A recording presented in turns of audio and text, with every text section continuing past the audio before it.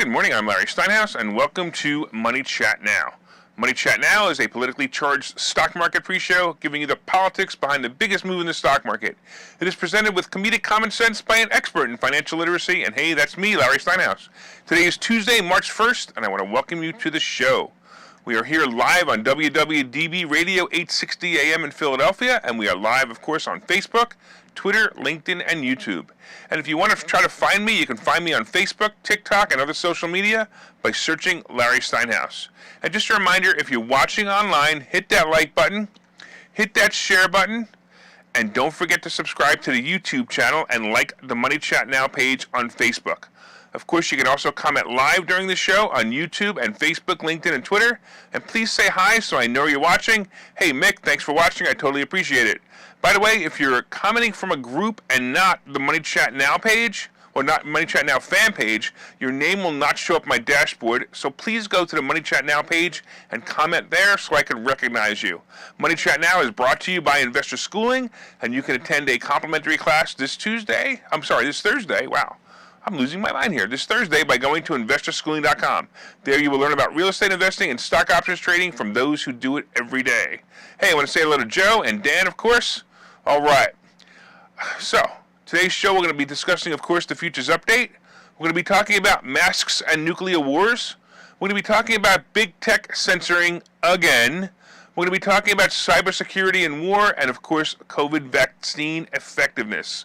This is going to be great. You're going to really going to enjoy this one. All right, before I get started, I want to say hello to Tommy and Jacqueline. Thank you so much for watching. All right, let's talk about the futures update. So yesterday, the day, it didn't end much different than the opening, although midday it appeared that the NASDAQ was going to make a comeback when it was up about 150 points and then went down. But then all of a sudden, it closed up 57 points, so it was kind of a weird day.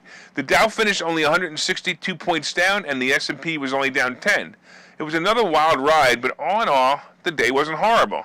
The market ended up with the lowest performance since September of last year, or I should say for the month, since September last year, and the market is reacting, as you know, it's reacting to the situation in Ukraine, or is it?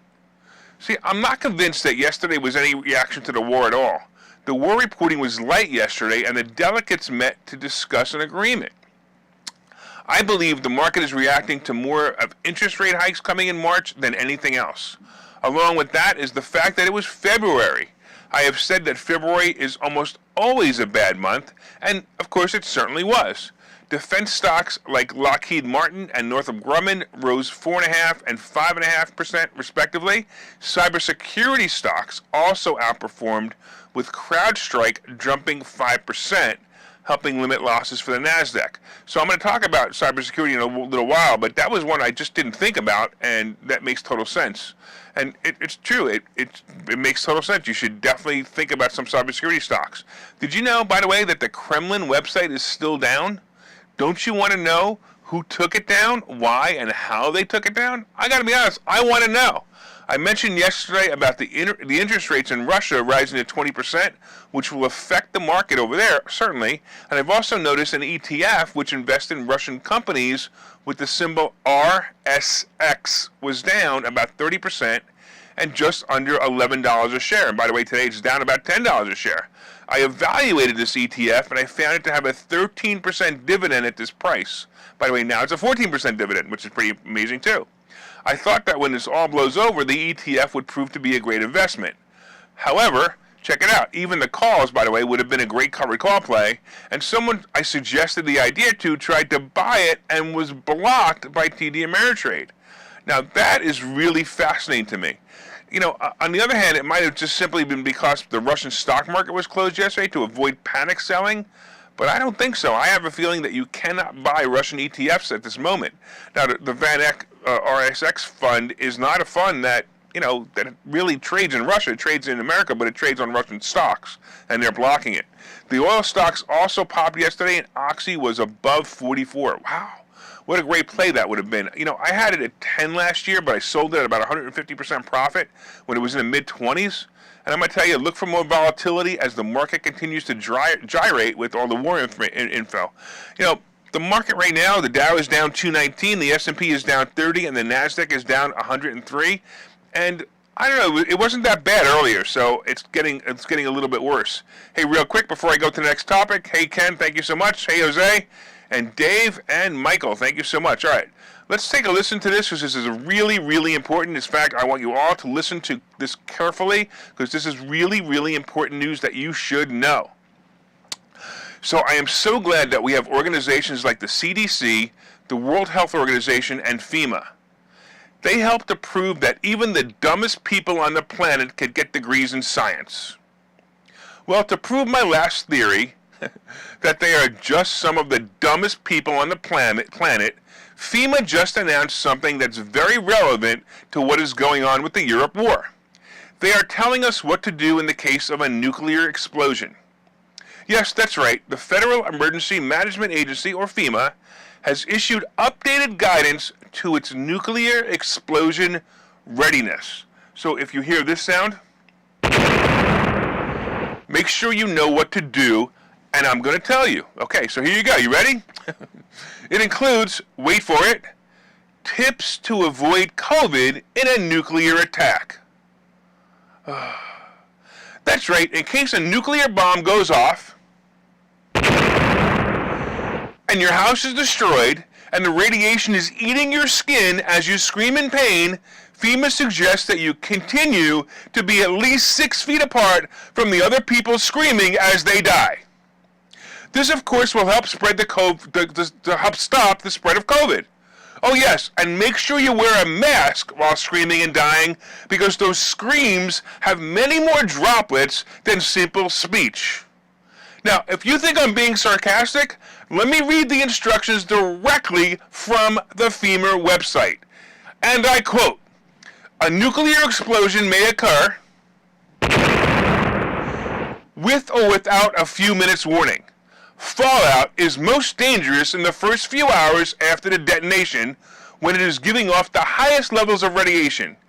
It takes time for fallout to arrive back to the ground level, often more than 15 minutes for areas outside the immediate blast damage zone." Keep listening.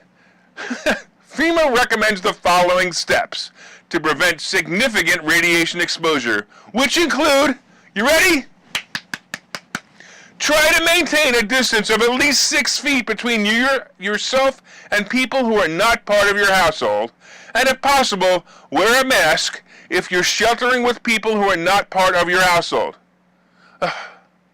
Yep, we have reached the pinnacles of morons running the show. But at least now we know who all the people driving around alone in their car wearing masks are. They are obviously FEMA employees. Unbelievable, right? And this is for real. No joke. Look it up. All right. Yeah. Benny says, if you hear that sound, you're probably already dead. All right. But obviously these people were dead a long time ago. All right. Let's talk about big tech censoring. Hey, have you been in Facebook jail yet? Hey, if you are, come visit me because, I'm often in Facebook jail. I have been obviously quite a few times. And I've also had my YouTube channel removed for what YouTube calls medical misinformation. Yes, which, by the way, was proved to be true by the CDC standards, that is. So everything that I put up there that was apparently medical information, the CDC said a year ago, was exactly what I said it was. Well, Facebook and Google continue to censor anything they want as long as they feel like it. Now, I briefly mentioned yesterday that Facebook and Google were censoring many things coming from Russia, and they claim they're attempting to stop the spread of, guess what? Misinformation. And demonetizing ads that run on Russia's state media accounts. Look, I can understand the thought behind these actions, and, I'm not a big fan of what Russia's doing right now. But, just like the vaccine and masks issues, the tech giants are not allowing any opposing views. That means all of our news and news feeds are not only one-sided for any topic, they, big tech that is, allows us to see or read. So they're going to determine what we're allowed to see and what we're allowed to read. This isn't even governmental. This is big tech. So we are not allowed to know directly from the Russians why they justified these actions. Now, I don't believe there's any great justification, but I at least want to understand what they're doing, and I'm trying to look it up. I'm trying to get some more knowledge. It certainly should have been avoided, obviously, all this, but I want to know more. I want to understand.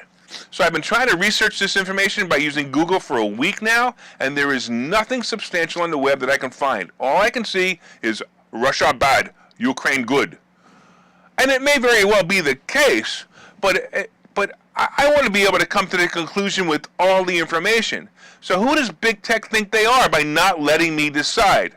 Oh, I remember. This is just like COVID and vaccines, where I'm just not smart enough to decide for myself. Of course, because I'm a dummy. I'm not as smart as the guys in FEMA to tell you to wear a mask when there's a nuclear explosion.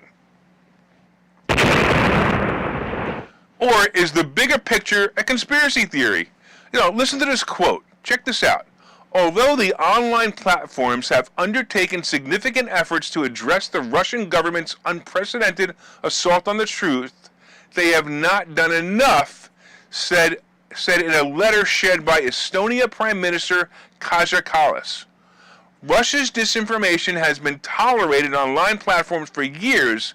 They are now an accessory to the criminal war of aggression in Russian government that they're conducting against Ukraine and the free world. Now, this is what somebody, obviously, who is against Russia is saying. And again, I'm not real happy what Russia's doing. But now listen to this quote. All the war propaganda, all the screaming and lies and hatred comes invariable from people who are not fighting. I'm going to read that one more time. All the war propaganda, all the screaming and the lies and hatred comes invariably from people who are not fighting. Want to know who said that? Guess what? It came from a George Orwell novel, Homage to Catalonia. If the book 1984 had a prequel, we would be living it now. It's scary to know that we have let this prophecy come true. Go ahead, try to look it up. You'll find nothing on the Russian side explaining this war. It's all about how the Ukraine must be free and protected from Russia. And again, even if you agree, and so far I do, you can't find any opposing views whatsoever. That alone makes me think this entire war is not about what we're being told. And when you add Biden to the mix and the history of Hunter in Ukraine, I smell a rat. Well, anyway, good luck, Ukraine. Good luck all the people in both countries as you allow yourself to be played by the rest of the world. Look, if you're a listener to this show, just think about this and let yourself wonder about what's really going on. We may never know, but if you allow yourself to think, at least you won't be part of the mind control experiments, at least not willingly anyway. Hey, we're going to take a break, and I'll talk to you in a minute. Okay, so you've thought about investing in real estate, houses, apartment buildings, properties, but don't really know where to start? Well, what if you could very easily learn how to gain strategies to use other people's money to buy and sell houses in the Philadelphia area? If you could learn and network with successful area real estate investors and how to produce monthly income on rental properties without headaches, that place is Investor Schooling. With Investor Schooling, you'll learn from two Philadelphia area rockstar real estate investors, Phil Falcone and Larry Steinhouse, about how to buy and sell properties the easy way and teach you basic and advanced techniques to help you make money in real estate. You can attend Investor Schooling in person or online visual classes 8 times a month. You can and will learn how to make money in real estate. Call for free information and get a complimentary pass to one of these classes. But don't delay, as these complimentary passes are limited. Call the number on your screen now or visit investorschooling.com. investorschooling.com.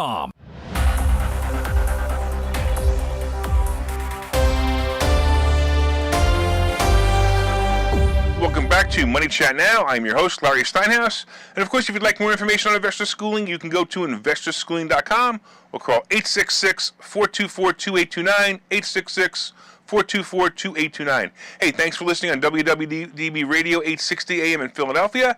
And if you're watching online, please hit that share button so you can help your friends learn how to make more money and learn a little bit more about, I don't know, the Larry Steinhouse conspiracy theories. Hit that like button, let me know you enjoy the show, and please leave comments on Facebook, Twitter, LinkedIn, and YouTube, and I'll try to respond to them. Hey, I want to say hello to a couple of people out there who just came on.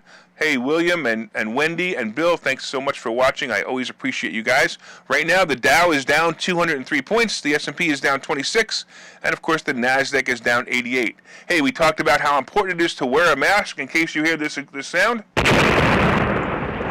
We talked about the fact that Big Tech is censoring once again. Let's get into talking about cybersecurity and war and COVID vaccine effectiveness. Clearly, this is my my conspiracy theory day, I guess. And of course, I'm going to be talking about today's picks and plays. But don't forget to hit that like button, hit that share button, and don't forget to leave comments on Facebook, LinkedIn, Twitter. And if you're listening on WWDB Radio, be sure to set a preset to this station and listen every day at 7:30. And don't forget to look up Money Chat Now on Facebook when you get home. All right, let's get into the second half, and let's talk about cybersecurity and war. We mentioned this briefly a little while ago, but it seems that wars are going to be won with the help of internet and computer hackers. It appears that Ukraine is looking for a group of hundreds of cybersecurity hackers to help them hurt the cybersecurity systems in Russia. So we're seeing signs of this as we see the Kremlin website has been down for 5 days. By the way, how do I know the Kremlin site is down? Basically, because I actually went there to find any information or even propaganda to research, as I discussed in the past segment of the show. You know, look, Ukraine, and I'm sure other countries, have an army of cyber attackers that are literally trying and succeeding in breaking into secure systems that control simple things like electricity, difficult things like banking information, government security documents, and anything else run by computers or stored on computers. 22 years ago, we were all worried about what would happen when the clock struck midnight on January 1st, 2000, and now all of those worries are back as we realize that cyber armies can literally shut off your power or other utilities at their whim. These people are not necessarily employees of governments either. They're volunteers and may not be organized, at least not yet. So here's what Yegor Oshov, co-founder of a cybersecurity company in Kyiv, had to say this weekend. She said the volunteers will be divided into defense and offensive cyber units. The defensive unit would be employed to defend infrastructure such as power plants and water systems, and they're looking for more volunteers and looking to organize them. By the way, in 2015, in a 2015 cyber attack, widely attributed to Russian state hackers, 225,000 Ukrainians lost electricity. Oshev continued and stated that organizing this group would help Ukraine's military conduct digital espionage operations against invading Russian forces. So now we no longer need, we just need click, click, click, click, click. All right, I'm telling you something you must do now to survive a cyber attack here in the United States. Yes, make sure you have your mask in case your computer gets hacked. No, that's not what I'm talking about. So by the way, it's going to happen. It's not really a matter of if, it's a matter of when. Our grid, just like every other country's grid, will be hacked. The question won't be if, like I said, it'll be when and for how long. It may be a day, it may be a week, it may be a month, it may be a long time, but I suggest that you have a supply of non-perishable food, water, and gas. You should also have cash, silver, and ammo. Believe it or not, ammo is going to become a currency if the world goes down. Just have it. What's the difference? As they say, better to have it and not need it than to need it and not have it.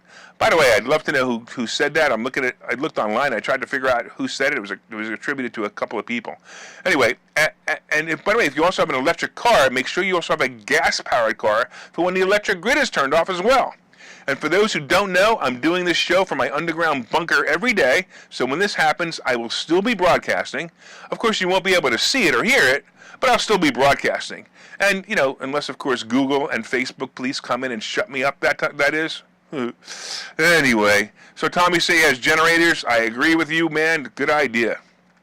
All right, let's go on to the next thing. Let's talk about COVID vaccine effectiveness. Since it appears to be Conspiracy Day on Money Chat Now today, let's talk about the vaccine. Oh, by the way, YouTube, I will be quoting directly from an article from Pfizer, so don't shut me down again. Remember all those kids whose parents risked their lives by risking myocarditis?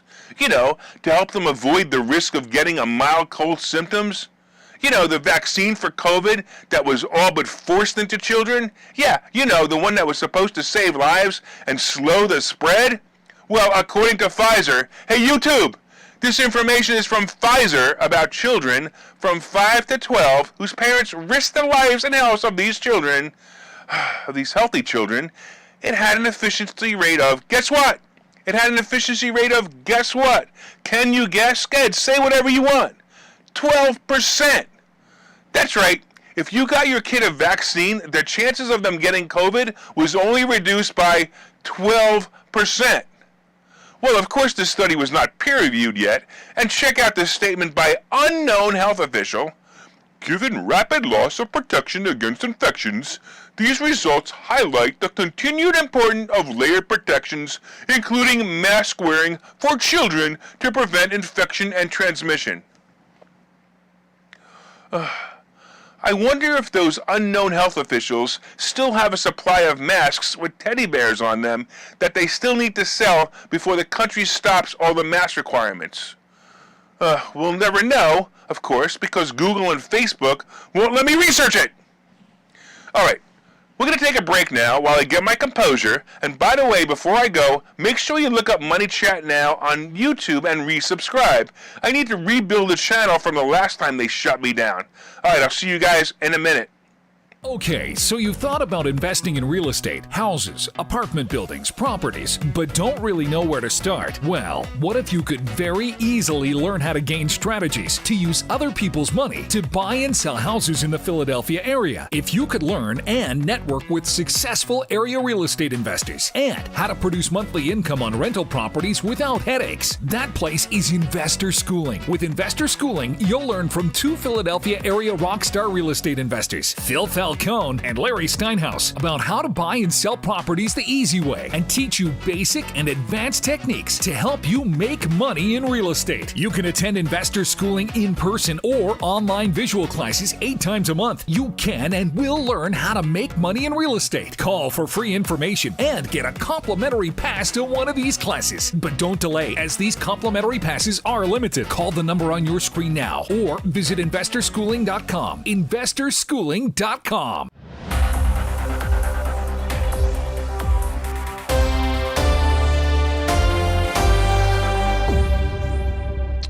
Welcome back to Money Chat Now. I'm your host, Larry Steinhouse. If you'd like more information on Investor Schooling, you can go to investorschooling.com or call 866-424-2829, 866-424-2829. Hey, maybe we'll see you Thursday. I'm looking forward to it. All right, so far we've been discussing the futures update. Right now the Dow is down 265, the S&P is down 35, and the NASDAQ is down 115. We've also discussed the fact if you hear this sound, make sure you have your mask ready, because the most important thing that before you die of radiation poisoning is that you don't get COVID. We've been talking about big tech censoring, cybersecurity, and war, and of course the useless vaccine. Oh my goodness, did I say that out loud? That we injected into our children. Coming up, of course, is today's picks and plays. But first, did you hit the like button yet? Did you hit that share button? Hey, let everyone know a great stocks plays are coming by sharing this information. And you could share your page or in groups that you feel will benefit from great stock plays. All right, you can also leave comments on YouTube and LinkedIn and Twitter. And if you're listening on WWDB Radio, set one of your presets to this channel and listen every day at 7:30 for all you need to know about politics behind the stock market and, of course, to get your blood pressure pumping. All right, let's get into it. Let's talk about what's going on today. All right, so the conspiracy theories are over for today, and let's get into the market. As we exit earnings season and enter what I call the dead zone, the market should start to slow down again on bargains. So there won't be that many bargains. The bargains are about from now to March 15th. So look for some good stocks that are profitable before jumping in. I still like Meta. I still like Apple. I like the airline stocks, and I like the cruise stocks. They're all going to come bouncing back. Oil stocks may have a little bit more room, but remember, these moves are going to be temporary. If you want to take advantage of it, do it with intention and caution. In other words, take profits and say thank you, right? Bank stocks are probably at the peak for a while. I'm not a fan at this time, but I believe they'll probably come off their highs and waddle down about 25% or so lower. Today we have two notable earnings. We have Target, who reported earnings before the bell, and the results are basically this. Target is up about 10% or even 12% right now trading on great earnings report, showing exactly what I expected. They fared very well through the inflation worries, and they had a great Christmas and are expecting their sales to rise this year as people go back to real life. I was in a mall yesterday, and I got to tell you that even though the mall was empty, the stores were empty, there was a lot of people there. It actually looked good for a change. So Salesforce is going to be reporting after the bell, and I really don't expect great results there. Right now, for last time, let's take a look. The Dow is down 259, the S&P is down 35, and the NASDAQ is down 119. All right. So let's talk a little bit quickly on the crypto scene. Crypto right now, I'm telling you, it's an interesting play. If you're a miner, it may be very profitable to you as more and more people are starting to accept crypto as a mainstream method of currency. And the other reason, as a miner, is that the war is proving crypto's ability to get through walls that money was not able to penetrate in the past. Donations of Bitcoin and Ethereum are making it to Ukraine and Russia without any or very little interference. So that's actually pretty good. Again, if you're a miner, you're probably really liking this. Even Coinbase would be a good play right now if you want to monetize the movement of Bitcoin into Ukraine and Russia. So gold and silver, real quick, just to let you know what's going on there. They're also moving up slowly, and I expect them to be bullish in the near future. Real quick, I'm going to take a look at what gold is. So gold is actually up $22, and silver is up 29 cents. Gold is roughly $19.23, and silver is roughly 24.5, which is not bad, right? So I actually think it may be a good play. And like I said before, you want to keep some gold and silver handy in case there is a real problem, because eventually money won't be used anymore, and gold and silver may be what's left in trading, and also able to buy milk. As I always give the example, I'll be able to buy silver, take a silver coin and buy some milk for my neighbor. I just hope that I'm not lactose intolerant. Anyway, Treasury bond. So the 10-year Treasury bond is also moving down, and it's about unnoticed. So I didn't notice anybody talking about this. And it's below 1.75 this morning, and no one, like I said, is talking about it. I guess they probably have so many other things on their mind, and that's the way it is.